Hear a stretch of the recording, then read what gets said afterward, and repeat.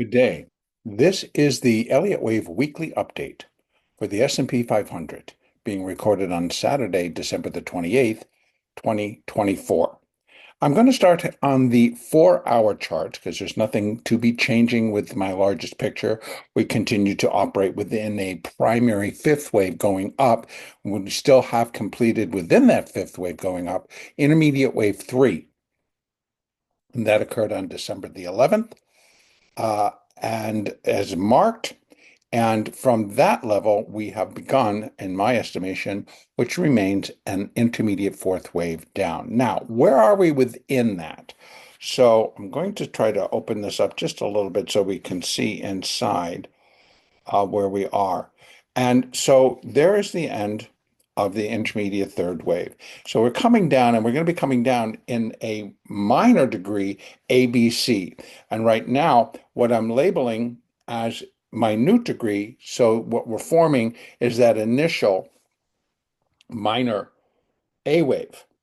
Now, what could be going on, and I'm discussing, is that we have the possibility that we're going to get this whole intermediate fourth wave done real quickly. Because if you remember, I've also gone over in some detail on how we might just kind of resemble this particular pattern, which was the minor four. Now we've kind of come down, you see, kind of went up, come down, and reached that level, which I've labeled as wave A.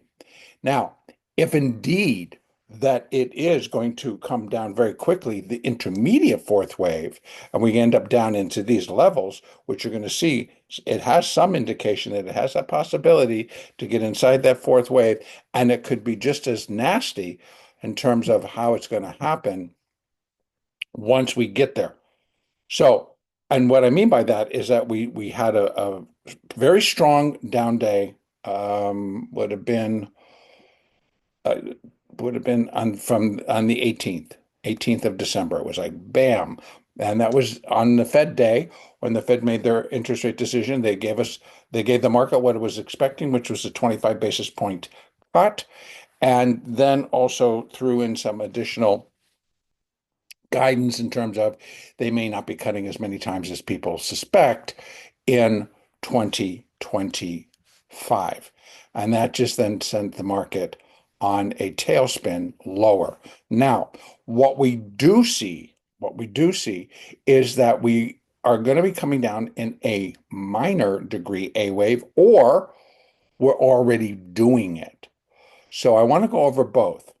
And so I'm going to start with that, how I've got it labeled right now. And what I've got it labeled right now is that we're just likely still developing and putting ourselves through, or the market's going through, the minor wave A. And what minor wave A is going to consist of is a minute wave A, B, and C. Now, again, what fits better here in the cash market is I've left this as 1, 2, 3, 4, 5.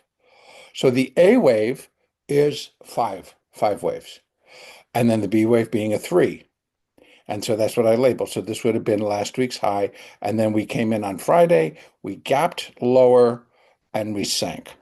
And we saw a much stronger sell-off on Friday, whether that was year end, whether that was just the fact that it was expiration, whatever was going into it, it was a very strong down day, with the Dow being down 300, the S&P being down, I believe it was like at least 65 or 66, and the NASDAQ being down almost 300.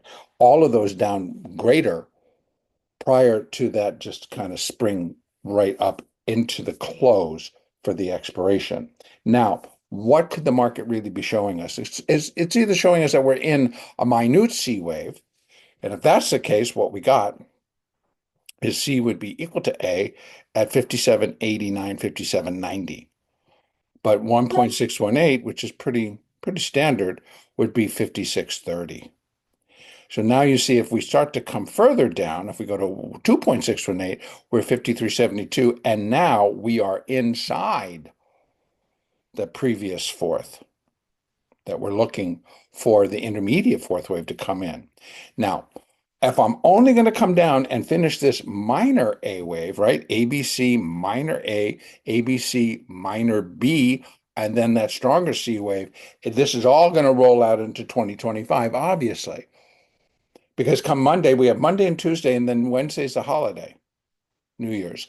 So it definitely, if we're just coming down to complete minor wave A, then this whole intermediate fourth wave rolls out into 2025. And that is not beyond my expectations, but I had been discussing how we have this pattern that it seems to be following. Now we've already had a gap and a big down day to start it, to kick it off. But if we have another and then another, so Monday and Tuesday, we have strong down days to finish 2024 in preparation of 2025, well, then we could be down here. And because remember, these were very, very strong downside moves, and it only took 3 days. So the 4-hour chart shows it because it's only 4-hour segments, but we could really just turn and fly lower. So I want to leave both of these open. But right now, let's just kind of look at we should continue to have some downside.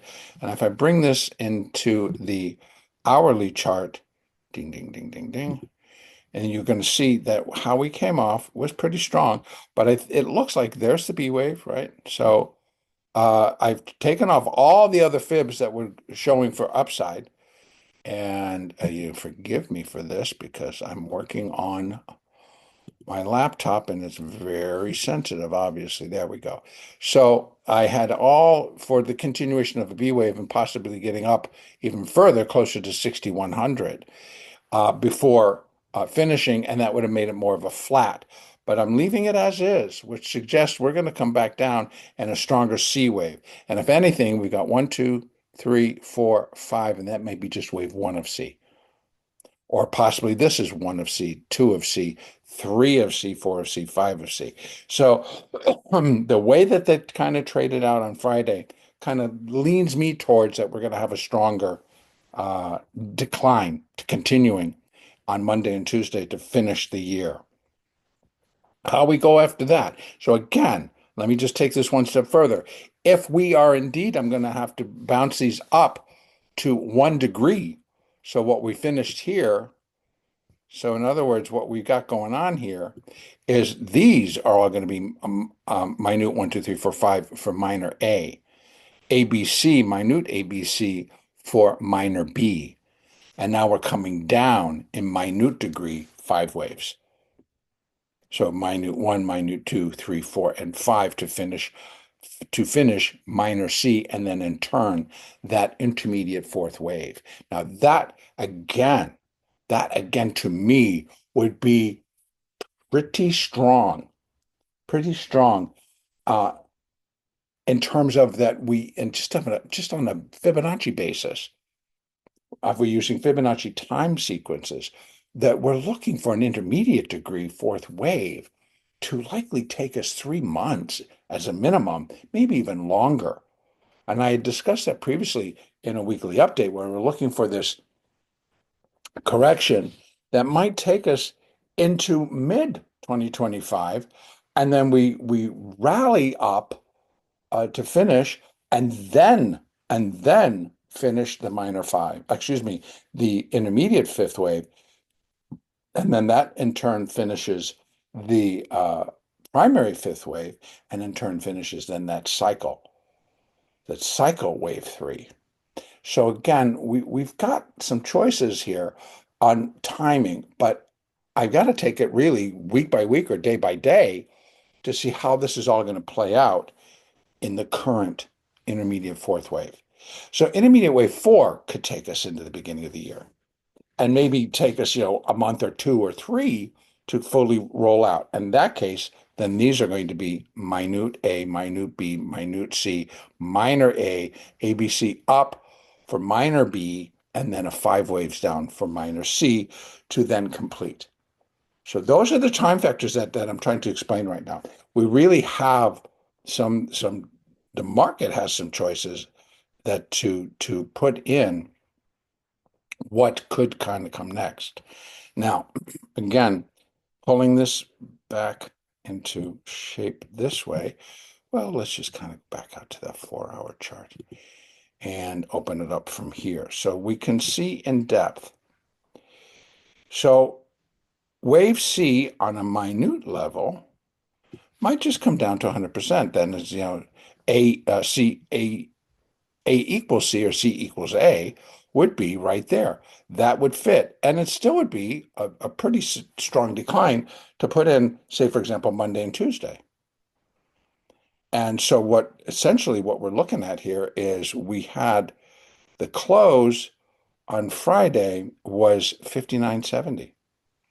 So if we're going to drop down to 57.80, well, it's almost 200 points. So that would be a pretty strong decline. Now, if we're going to bump it up and we're going to figure that the whole intermediate wave 4 is starting to unroll, then we're looking for a much, much stronger decline. We might start it, obviously we are starting it, but we might start this stronger decline here. Finish this minor wave A, go up, and it'll be minor C, which we'll see another destructive one that would bring us down into here. But I'm including these fibs to show the possibilities. If we really just kind of toss off the cliff here, we could, just on a Fibonacci indication, we could get down inside the previous fourth wave. And it could still be, folks, it could still be just minor wave A. So the whole thing really is, in my opinion, the way it's kind of starting, it's either going to be over real quick, or it's going to be stretching out, which is going to take us into 2025 and likely revamp how things are going to trade. I still am looking for, this is only intermediate wave 4, so I'd still be looking for an intermediate wave 5 rally once it's complete. But the timing on all of that is yet to be determined. So let me leave it there. So what we're looking at here in the cash market, in the SPX, is additional downside. Our markers are, so our anchors, our markers for this particular move on a Fibonacci basis are 57.89 or 57.90. And then we have 56.30, 1.618. We have additional, this would be for the intermediate degree, which I'm not looking for right now. But it's there just to show you where the box is for if it all kind of gets down in here, we could be finishing the whole thing. But all right now, I'm leaving it out there as a choice. That the market gets to make, not me. So we got to be prepared for all fronts. So right now I'm thinking here, possibly here, and that would be just the minute C wave down. And again, that's why I broke this down into the 1 hour so we could take a look inside to see we got 1, 2, 3. This is a 4, and we're coming back down. And I'd be looking for it to break 59.30. And we could probably run a fib inside here, and it would be really tight. But let me see what I can get. Yep, I'm going to go there. And we're going to go from there to, it's actually all in one. This is kind of really difficult there. And then we're going to come over here as if this is the fourth wave, and we're not going to get a whole lot more. So you see that we still have a little bit more, but 2.618 brings us down to here. So I would think that these are not going to be as easy to use. Yeah, that didn't work. Working on my laptop versus so without a mouse gets to be a little bit hazardous. So again, what we have coming off is we have our C wave in place, right? So that would be 57.89. That's where A equals C. But this, what we're counting here. Now, if that's what it's going to be, then I could say we probably are 1, 2, 3, or 1, 2, and yeah, 3, 4, 5, or 1, 2, 3, 4, 5. If we're in 1, 2, and 3 already done of C, this is a 4, then 5 is going to be a whopper.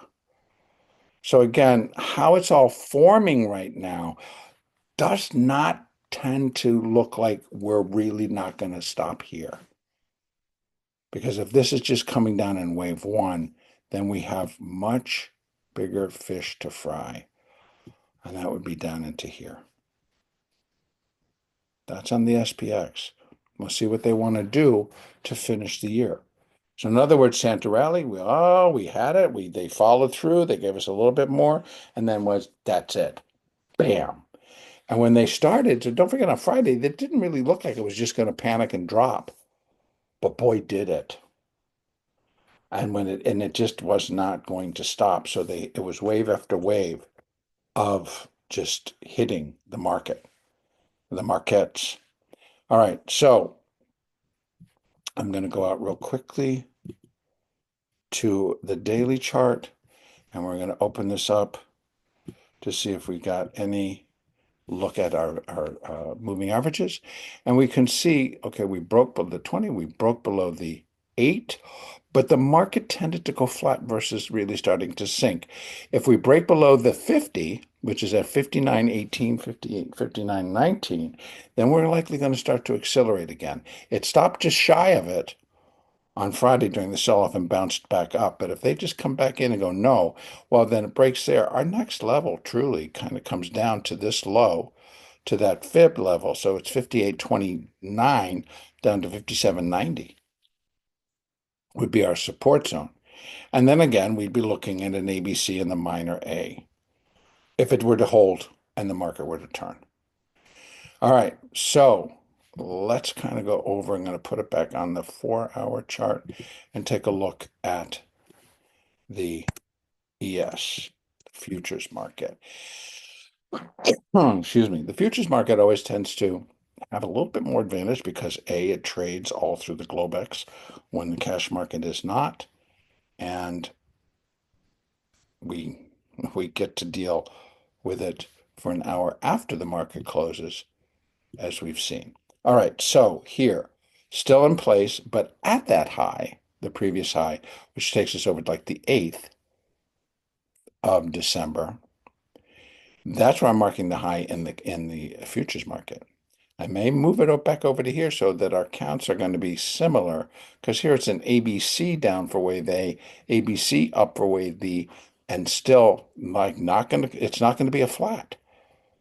It's going to come down in a zigzag. So I'm looking for 5 for wave C. So I'm likely going to have to change this back out again. And again, this would be 1, 2, this would be 3, that would be 4, and that's 5. So I got to take all that kind of off. It happened inside, change this to 1, 2, and back over again. And so it's a 5 wave for minute wave A. 3 waves for minute wave B. We're coming down in the C wave.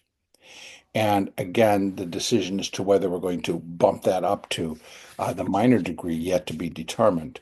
I'm not looking for that right off the bat. I gave it as a possibility because of the intensity of here in the futures market that we saw when it dropped previously. And it was nonstop.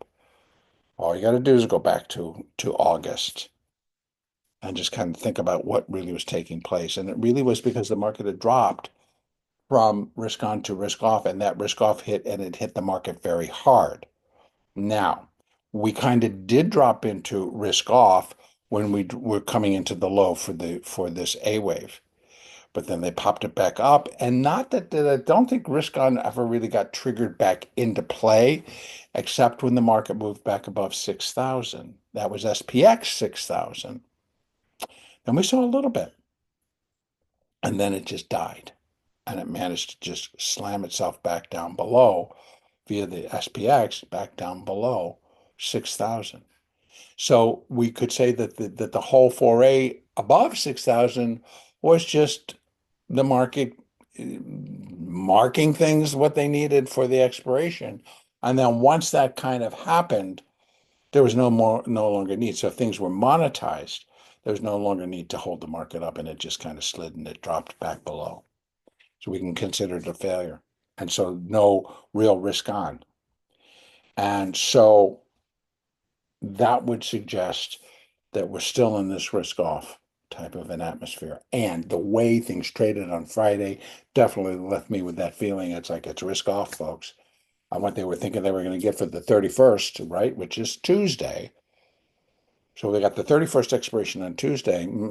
Well, having it being, a happy new year, no, doesn't look like it's going to end up that way unless they absolutely come in on Monday and go, risk back on. We're just taking it back up. And the way things trade now, I just, who knows? I personally don't feel that that's going to be the case, but I would not be surprised. So here in the futures market, again, I put in our fibs for, if I'm labeling this minute wave A, minute wave B, and we're going to come down into minute wave C, I'm labeling it as such. And let me get this open and just kind of leave that right there at that edge, because that's where we're thinking. That's where intermediate wave 4 should finish. 2.618 is right there. Now, if this thing just, but I'm talking about in 2-3 days, however it's going to do it, if it just really is going to tumble a whole lot in 2 days, we're talking major, major downside. A lot of people say not possible. I would tend to agree, but we just do not know. We just do not know what could be behind it, what could happen between now and Monday morning, or even tomorrow, and when Globex reopens. There's just too much at hand here. So be prepared would be my thought.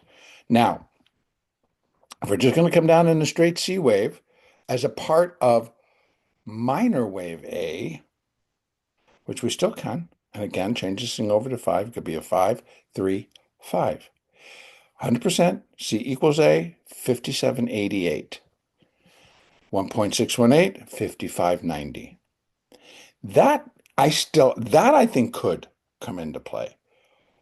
But again, how fast we get there, whatever. So I'm not really looking for that minor degree to kick in from here. I can't discount it to say not ever going to happen, because it can. But I'm going to leave this, that's why I'm leaving this as minute wave A, minute wave B. We're in minute wave C. I'm going to say we end up somewhere in between here, these 2 points, and we finish minor wave A, which turns into a 535. So it's a zigzag. And then we have 3 waves up as a B, a minor B, and then we have 5 more down. And then I think we definitely get into here. So I will change this. Again, I'm on my laptop, folks. And so it comes a little bit, thought I had done it, and I didn't. I'm not going to make this super long. I'm going to try to keep it on the short side. Again, just so that you are still all remain aware, I will be starting the memberships on January the 6th. So on that day, I will post in the afternoon. I will post for January the 6th. So next weekend, I will again do a weekly update, and that'll be the last within the format that I'm doing. Starting on, starting on Monday, we'll begin to add all that additional information. And as those of you that already know, because you've watched the other video on introducing the memberships, Sasha will be back. Sasha Goring will be back, and he will be covering the NASDAQ. And so we've still got those 2 things coming into play, where we're going to start the memberships, and at the same time, all those who come in as members or through the membership will have access to our Discord server. And on that Discord server, they will be able to chat with other traders. There also would be alerts that we would be giving out. Sasha and myself will be giving out during the day when needed. And so those alerts will be there. Also within the alerts, as well as the updates, I will be including more of the flows information, the capital flows, the options flows, the gamma flows, where volatility triggers, where call walls, put walls, where large gamma collectively sits in a market.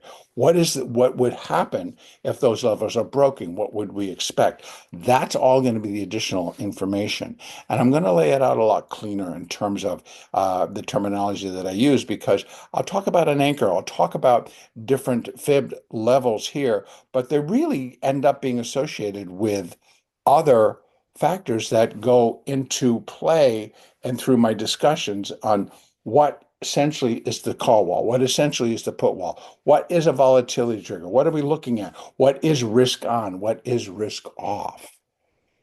And so I'll go into more detail, and all that information will be there, and that is why we are putting it into a membership, because there's a lot more work involved as well. Okay, so within the S&P, let's move it out to the daily. We'll take a look here to see how our moving averages are acting.